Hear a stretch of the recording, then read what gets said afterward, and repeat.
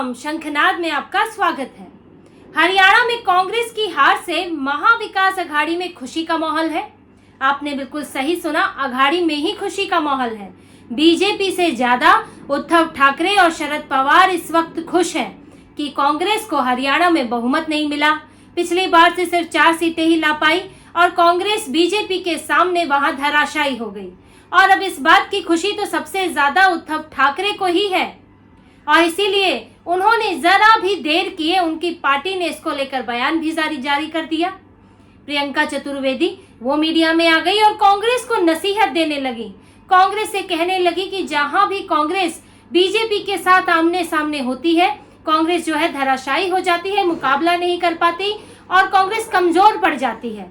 कांग्रेस को अपनी रणनीति का ध्यान रखना चाहिए, उस पर गौर करना चाहिए। इधर कांग्रेस हारी और इधर महाविकास अघाड़ी में उद्धव ठाकरे की पार्टी ने सलाह देनी शुरू कर दी। महाराष्ट्र से अभी तक खुले तौर पे और किसी का बयान नहीं आया। शरद पवार का भी, उनकी पार्टी के नेताओं का भी नहीं आया, क्योंकि वो तो अपनी चीजें दबे छुपे तौर पर करते हैं, कांग्रेस को काटते भी हैं, उनके साथ तालमेल भी बनाते हैं।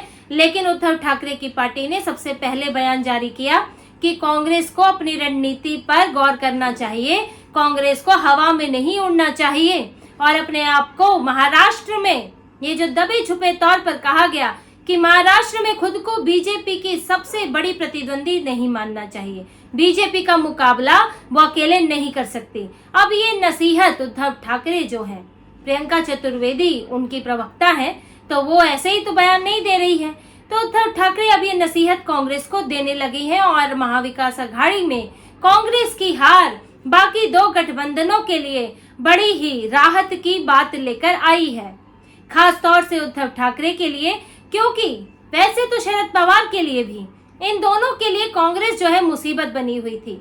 अब शरद पवार तो कॉम्प्रोमाइज कुछ कर लेते हैं, उनके तो दूसरे हित भी हैं, लेकिन उद्धव ठाकरे से तो कुछ ज्यादा ही कॉम्प्रोमाइज कराया जा रहा था और उनकी सबसे बड़ी मुसीबत तो कांग्रेस ही है, क्योंकि कांग्रेस लोकसभा चुनाव का हवाला देकर, लोकसभा चुनाव में अपने प्रदर्शन का बार बार उसको कारण बताकर अघाड़ी में सबसे ज्यादा सीटें मांग रही है।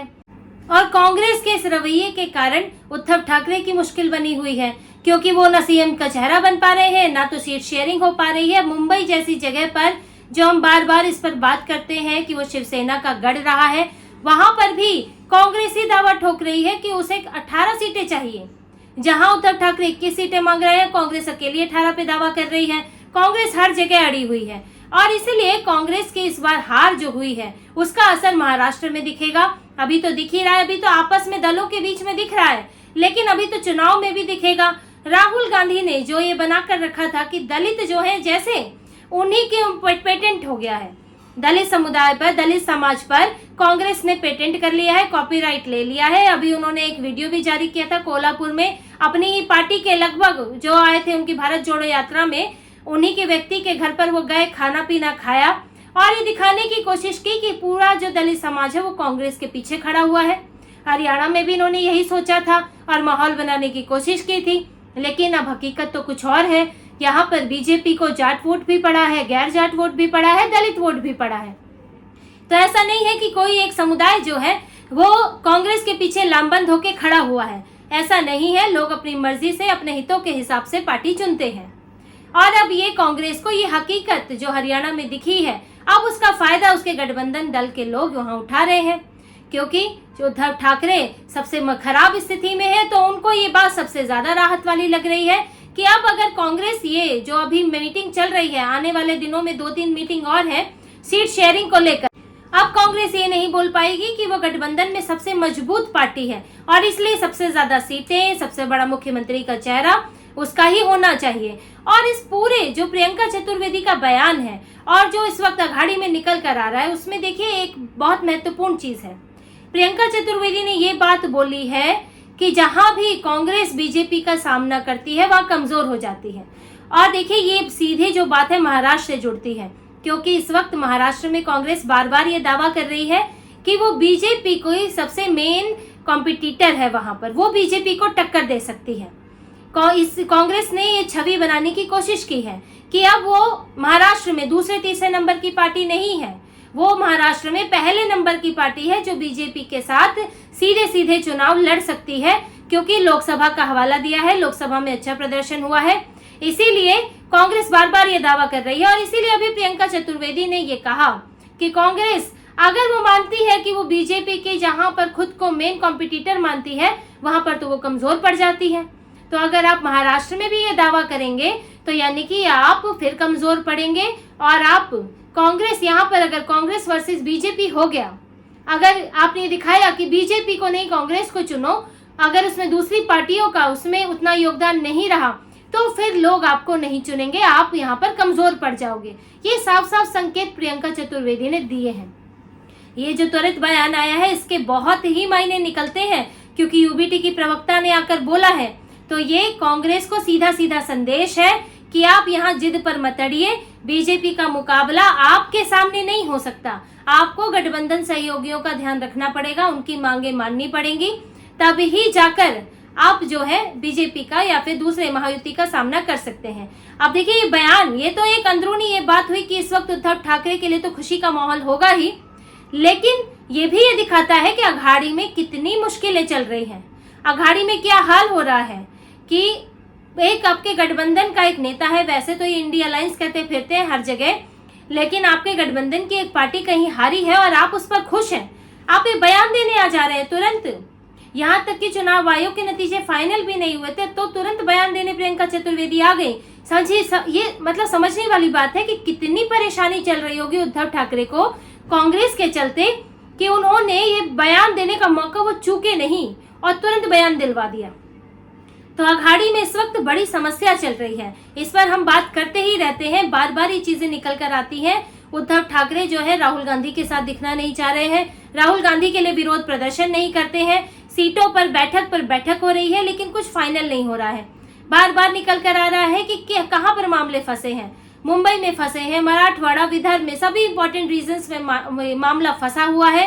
कुछ एक जो सीटें हैं जिन पर ये पहले जीते थे उनको लेकर तो फिर भी स्थितियां ठीक है कि आप ये लोग तैयार हैं एक दूसरे को देने के लिए, लेकिन उसके अलावा जो सीटें हैं उस पर घोर झगड़ा है।